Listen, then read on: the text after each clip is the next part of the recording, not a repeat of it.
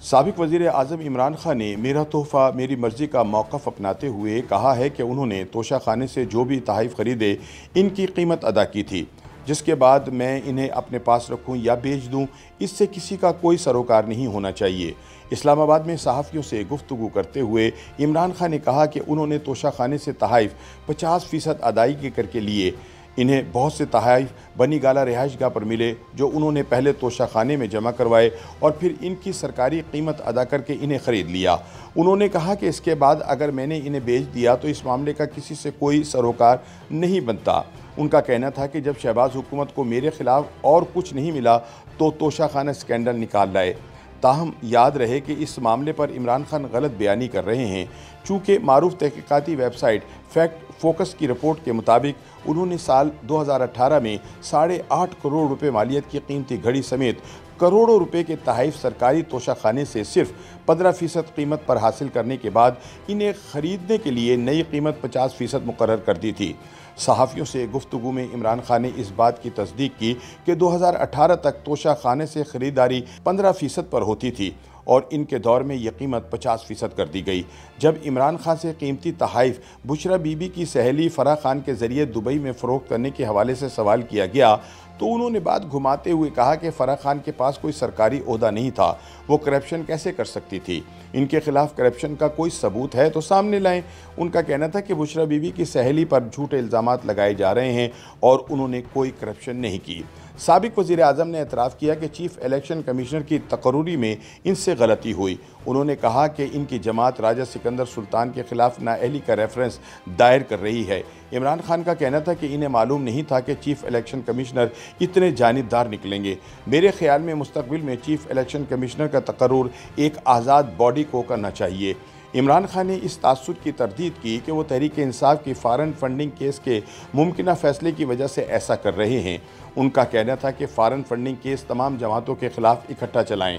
तहरीक इंसाफ के सिवा किसी जमात के पास फ़ॉरेन फंडिंग का रिकॉर्ड नहीं है। इमरान खान का इसरार था कि इनकी पार्टी ने कोई फ़ॉरेन फंडिंग नहीं ली।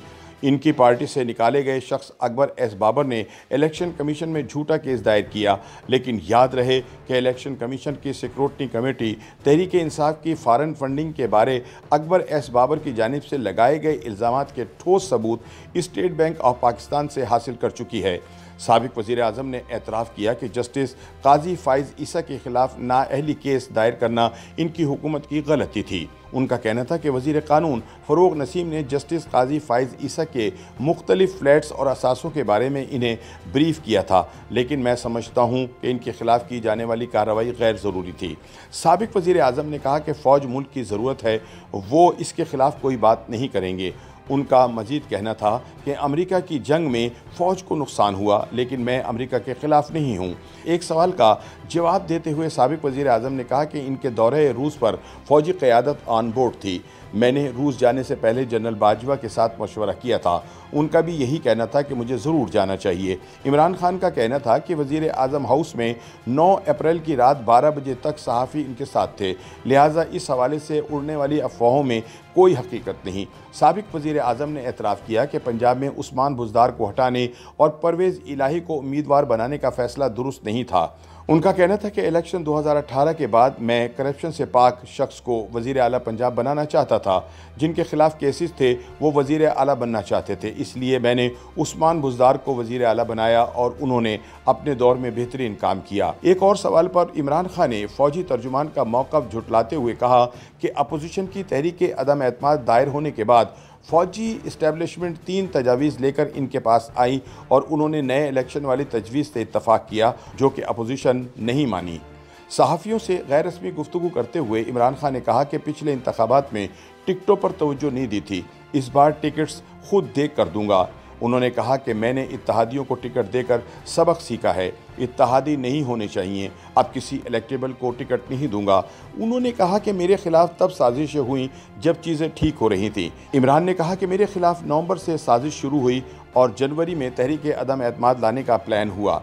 इसके बाद अमरीकी सिफारत खाने ने हमारे नाराज़ एमएनए से मुलाकातें की और अमरीकी धमकी आने के बाद इत्तहादी भी उनके साथ मिल गए। YouTube पर गूगली न्यूज देखने के लिए youtube.com की सर्च बार में गूगली न्यूज टीवी टाइप करें। गूगली न्यूज के पेज पर सुर्ख रंग के सब्सक्रिप्शन वाले बटन पर क्लिक करना ना भूलिए। YouTube पेज पर अपलोड होने वाली वीडियो से बाखबर रहने के लिए बेल आइकन पर क्लिक कीजिए। आपको हर नई वीडियो के बारे में नोटिफिकेशन मौसूल हो जाएगा।